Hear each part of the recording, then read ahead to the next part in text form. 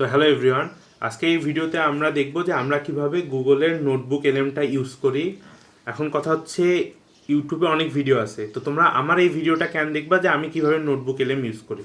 তো দেখো, তোমরা জানো আমি একজন সিএসসি ডিপার্টমেন্টের স্টুডেন্ট। তো আমি আমার পড়াশোনার ক্ষেত্রে কিভাবে নোটবুক এলএমটাকে ইউজ করি, যেহেতু আমি কয়েক মাস ধরে ইউজ করতেছি, এটা আমি তোমাদের রিয়েল লাইফ একটা এক্সাম্পল দিয়ে বোঝাবো। যেমন আমি টাইম কমপ্লেক্সিটি টপিকটা চুজ করছি, এটা দিয়ে দেখাবো যে আমি কিভাবে নোটবুক এলএমটা ইউজ করি এবং তোমরা কিভাবে ইউজ করতে পারবা। এখন কথা হচ্ছে কেন ইউজ করবা। নোটবুক এলএমের কয়েকটা বেনিফিট আগে বলি, তারপর আমি ভিডিওটা শুরু করি। যদি কেউ না শুনতে চাও তাহলে 1 মিনিট ভিডিওটা ফাস্ট ফরওয়ার্ড করো। দেখো, আমাদের অনেকগুলা পিডিএফ থাকে, অথবা আমরা এক একটা টপিক বিভিন্ন ওয়েবসাইট থেকে পড়ি। তো আমরা যদি চাই যে আমরা যেসব ওয়েবসাইট বা যেসব পিডিএফ থেকে টপিকটা পড়ছি ওর উপরে আমাকে একটা কুইজ নেওয়া হোক, বা আমি ওই সোর্সগুলো থেকে আমি একটা কোশ্চেন করলাম। ধরো আমি বললাম যে মেটা ডাটা কি, বা ধরো আমি বললাম যে বিগ ও অফ এন নোটেশনটা কি। তো ওই অ্যান্সারটা যেন আমাকে আমার এআই ওই পিডিএফগুলো থেকেই দেয়। এটার জন্য আমাদের গুগল নোটবুক এলএমটা আমরা ইউজ করি। তো আমি দেখাই তোমাদের, আশা করি এটা অনেক হেল্পফুল একটা ভিডিও হবে, এবং ইউটিউবে আরও অনেক ভিডিও আছে। আমি তো আগেই বললাম যে সিএসসি স্টুডেন্ট হিসাবে আমি একটা বাস্তবমুখী উদাহরণ তোমাদের দেখাবো, যাতে আরেকটু বুঝতে সুবিধা হয়। তো চলো শুরু করি। প্রথমে দেখো, গুগলে এসে লিখবা এই যে গুগল নোটবুক এলএম, অথবা এই যে এটা হচ্ছে আমরা 3 ডট বা 9 ডট যাই বলো, এখানে এসে সবার লাস্টে ওই যে নোটবুক এলএম পেয়ে যাবা। তো আমরা এখান থেকে যাই, এই যে গুগল নোটবুক এলএম। তো আমি যেহেতু অলরেডি ইউজ করি, তো এই যে প্রথমে তোমাদের একটু অন্যরকম আসতো, আমার অন্যরকম আসবে। তোমরা দেখো এখানে ক্রিয়েট নোটবুকে প্রথমে ক্লিক করবা।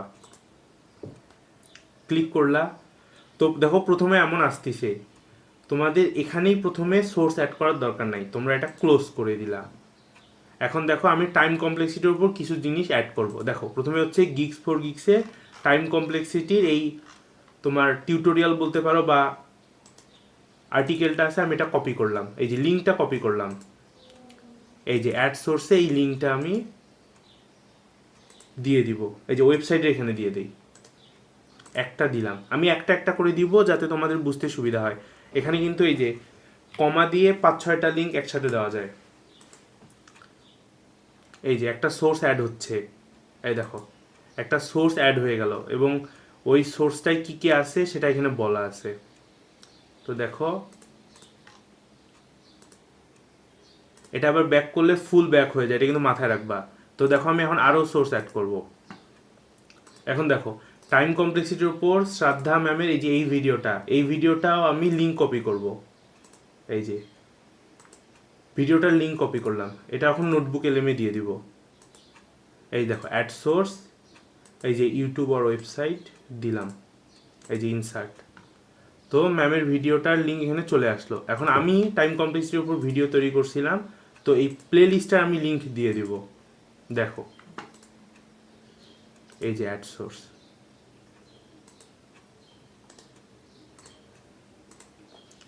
তো দেখো আমি 3টা প্লেলিস্টের লিঙ্ক দিয়ে দিলাম। এখন দেখো আমি আর কি কি করতে পারি। দেখো আমি টোটাল 50টা সোর্স ম্যাক্সিমাম, আমি যতটুকু জানি 50টা সোর্স অ্যাড করা যায়। দেখো এর মধ্যে আপলোড ফাইলসে দেখো আমার ডাউনলোড ফোল্ডারে চলে আসলো। আমি এখানে যে কোনো একটা পিডিএফকেও এখানে সোর্স হিসেবে অ্যাড করে দিতে পারি আমাদের ইউনিভার্সিটির পড়াশোনার ক্ষেত্রে। যেমন ধরো কম্পিউটার অর্গানাইজেশন আর আর্কিটেকচার অথবা নেটওয়ার্কিং, এখানে বড় বড় পিডিএফ থাকে, তো আমরা বড় বড় পিডিএফকেও এখানে অ্যাড করতে পারি। তারপরে দেখো গুগল ড্রাইভ, তো আমাদের যদি গুগল ড্রাইভ কোনো কিছু থাকে, আমরা যেমন ধরো আমার এই যে গুগল ড্রাইভে মেমোরি ম্যানেজমেন্ট, ব্যাংকার্স, অ্যালগোরিদম, এটা অপারেটিং সিস্টেমের এই জিনিসগুলো আছে, আমি চাইলে এগুলাকেও ওই টপিকের সাথে সোর্স হিসেবে অ্যাড করে দিতে পারি।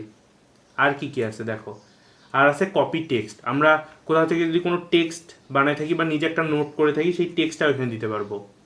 আর আপলোড এখানে তো পিডিএফ, ওয়ার্ড সব কিছু আপলোড করতে পারি। দেখো এখন এই যে টাইম কমপ্লেক্সিটির ওপর আমি কিছু কোশ্চেন, এখানে আমি কোশ্চেন আস্ক করতে পারি ওকে, তার কোশ্চেন তো আস্ক করতে পারি। এখন কয়েকটা ইফেক্টিভ জিনিস দেখায়, যেমন অডিও প্রিভিউ, যেমন দেখো অডিও ওভারভিউ। তো এখানে আমি ক্লিক করলাম, ক্লিক করলে দেখো এই যে ল্যাঙ্গুয়েজটা আমি দিব বাংলা। তো আমি একটা অডিও পডকাস্ট শুনতে পারবো, 2জন মানুষ কথা বলবে। বাংলাটা একটু নিচের দিকে ছিল, এই যে বাংলা। আচ্ছা, এই বাংলাটা হচ্ছে আমাদের বাংলাদেশের, ধরো আমি যেমন কথা বলতেছি এইরকম বাংলা, ব্যাপারটা অমন না, এটা একটু কলকাতা বায়াস্ট বাংলা, মনে হবে কলকাতার দুইজন মানুষ কথা বলতেছে। তারপরে দেখো এখানে ডিপ ড্রাইভ, বিফ, তারপরে আরও দুইটা এই যে ডিবেট, আরও কয়েকটা মোড আছে। তো আমরা এখানে ডিপ ড্রাইভটাই রাখবো, যে ওরা আমার টপিকটা বলবে, আর যদি তুমি খুব ভালো বুঝতে চাও তখন ব্রিফটা দিবা, তো আমি এটাই রাখবো। এই যে শর্ট আর ডিফল্ট, তো আমি এটা শর্ট দিব। এখন জেনারেট দিলে আমার একটা পডকাস্ট জেনারেট হবে, অডিও পডকাস্ট।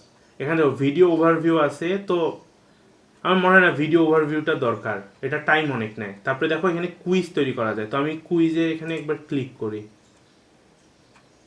দেখো এখানে এই যে নাম্বার অফ কোশ্চেন, স্ট্যান্ডার্ড আর লেভেল অফ ডিফিকাল্টি, তো আমরা প্রথমে মিডিয়ামই দিই, মিডিয়াম দিয়ে এটা থাক একটা জেনারেট করি।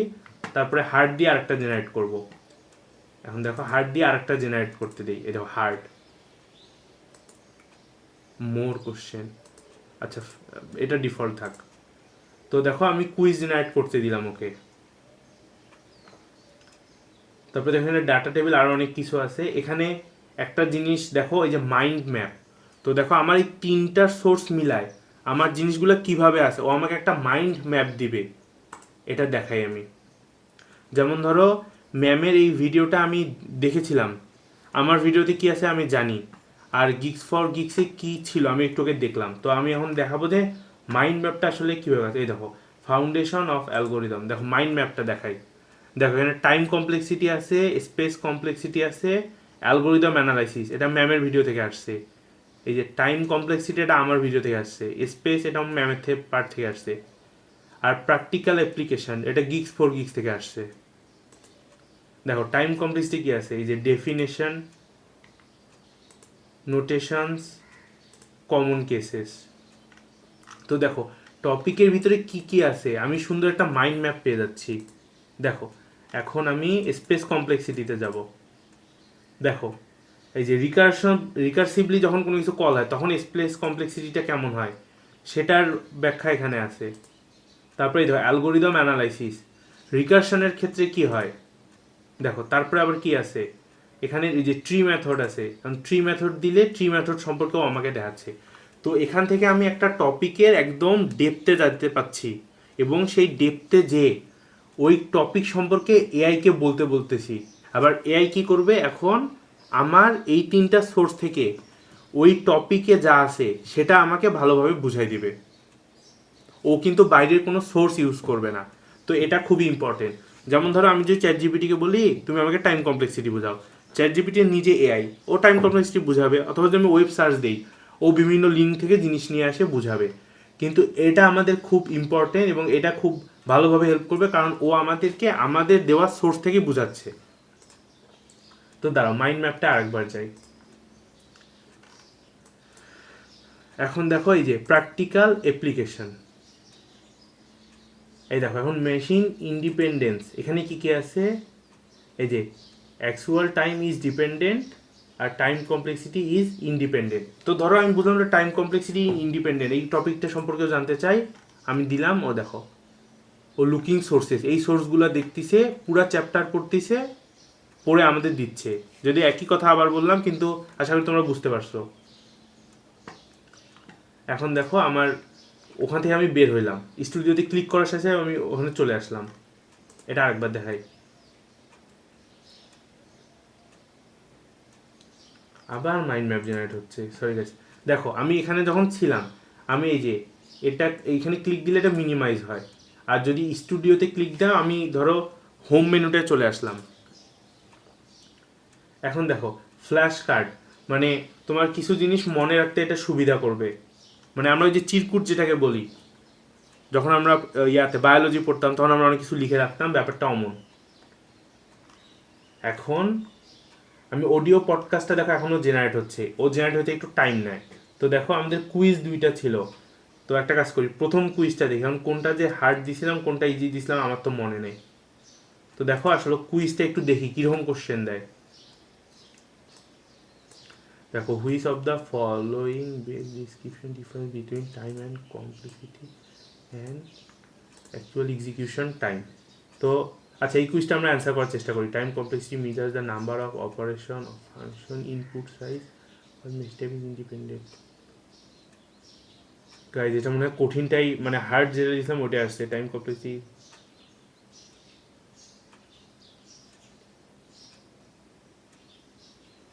আমার মনে হচ্ছে অ্যান্সারটা সি হবে। আসো দেখি। হাই হাই, অ্যান্সার এ। দেখো অ্যান্সার এ কেন, ও ব্যাখ্যাও লিখে দিছে। নেক্সট দেখো এটা টাইম কমপ্লেক্সিটি কি হবে, এটা তো সোজা একটা কোশ্চেন দিছে।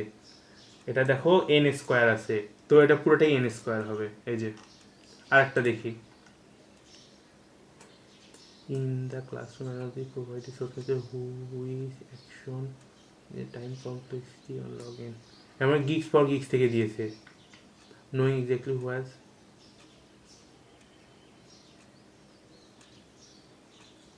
লগ ইন, না লগ ইনের ক্ষেত্রে এই যে ডিভাইডেড ইন্টু টু গ্রুপ, এই ডি নাম্বারটা হওয়ার কথা। এই যে দেখো আসছে। তো এভাবে আমাদের ও সোর্সের ওপরে আমাদের কুইজ দিচ্ছে, আশা করি বুঝতে পারছো। তো এভাবে আমরা আমাদের ধরো প্রত্যেকটা সাবজেক্টের জন্য একটা করে এইভাবে নোটবুক এলএম ক্রিয়েট করতে পারি। ক্রিয়েট করে আমরা দেখতে পারি যে আমাদের মানে আমরা পরীক্ষার আগে এটাকে আমাদের রিভিশন টুল হিসাবে ইউজ করতে পারি। তো গাইজ আমার ক্যামেরাটা একটু এপাশে আর ল্যাপটপটা এপাশে, তো আমার একটু তাকাতে সমস্যা হচ্ছে বা তোমাদের মনে হচ্ছে আমি এপাশে ওপাশে তাকাচ্ছি, প্লিজ ডোন্ট মাইন্ড, যেহেতু আমার ল্যাপটপের ক্যামেরাটা অত ভালো না। আচ্ছা এখন আমরা এই যে এটা শুনে দেখি যে ও অডিওটা কিভাবে দিছে টাইম কমপ্লেক্সিটির ওপর। আমরা স্পিডটা বাড়াই দেব।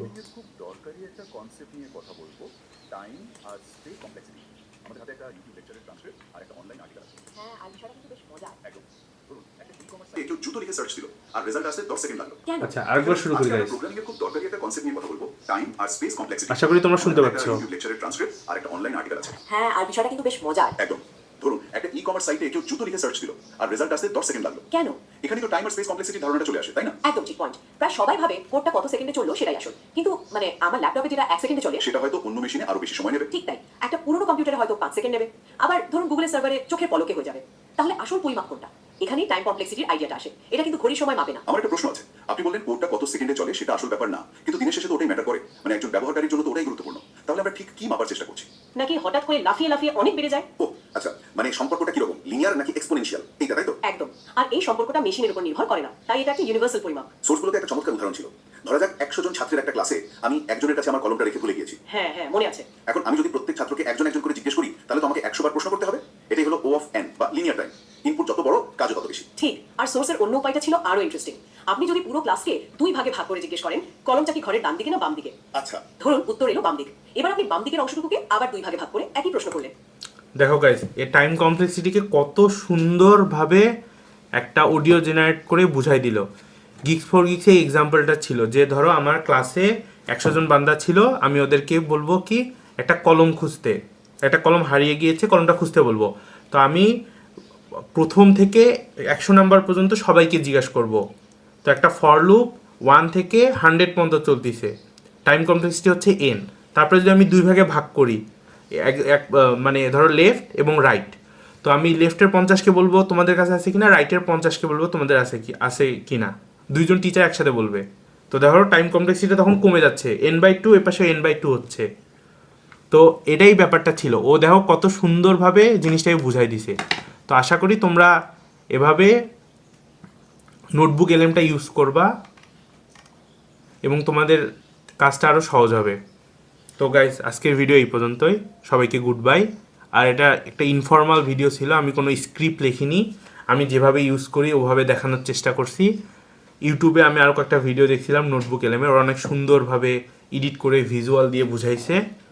তো আমার পক্ষে সেটা সম্ভব না, আমি তোমাদের দেখাইলাম যে কীভাবে কাজ করে, আশা করি তোমাদের কাজে লাগবে। তো গাইস গুড বাই।